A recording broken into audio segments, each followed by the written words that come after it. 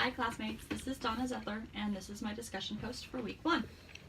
Entrepreneurship expands the possibilities of human progress through the market system, which provides a financial return for those whose ventures are successful in meeting the needs or desires of the public. Entrepreneurship does not pose a threat to religious norms. In fact, it falls right in line with biblical teaching on the purpose of life, on the best parts of man, and on the blessings promised by God to those who toil. The important characteristics of the entrepreneur distinguish him from other members of the business community. The first defining characteristic of entrepreneurship is the willingness to assume risk. Without risk, our text tells us, there is no entrepreneurship.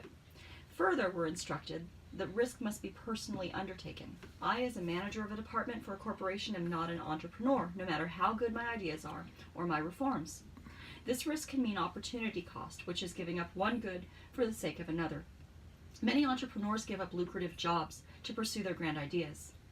Risk requires faith in things unseen as well. Faith that the idea which has inspired you will make it to market and yield a profit is a critical virtue of the entrepreneur, and it's what gets him over the obstacles which are inevitable in any quest. Faith is a virtue developed over a lifetime of experiencing setbacks, ups and downs, and counting on God's providence to get us through. It is faith in practice which the entrepreneur applies to his craft. Another important characteristic is sacrifice. As our book explains, many entrepreneurs put in years of hard work before they take a paycheck from their endeavors.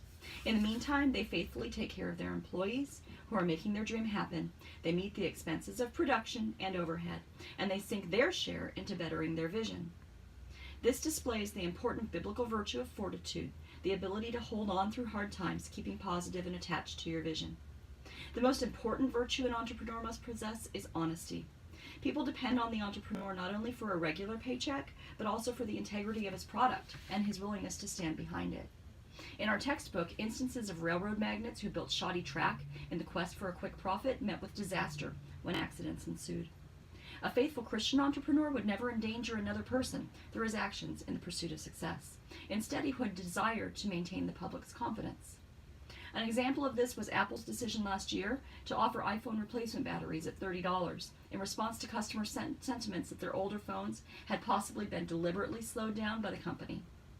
Apple insisted this wasn't true, but in order to retain the faith of its customer base, they offered the more affordable option of replacement batteries to the customer. Wall Street worried that perhaps Apple was taking too big a risk because by consumers replacing batteries, they would be putting off buying new iPhones, putting at risk a possible 16 million unit sales. Lastly, a truly free market is essential to entrepreneurship. Government interference in markets stunts innovation and it endangers entrepreneurship.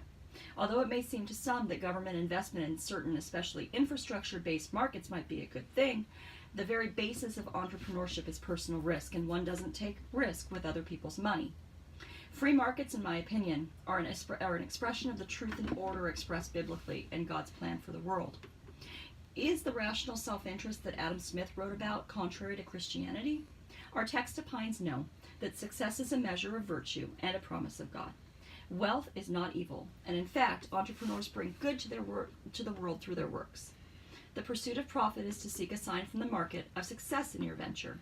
It's not selfishness, but alternately, it's the fruit of great sacrifice and faith. Thanks for listening.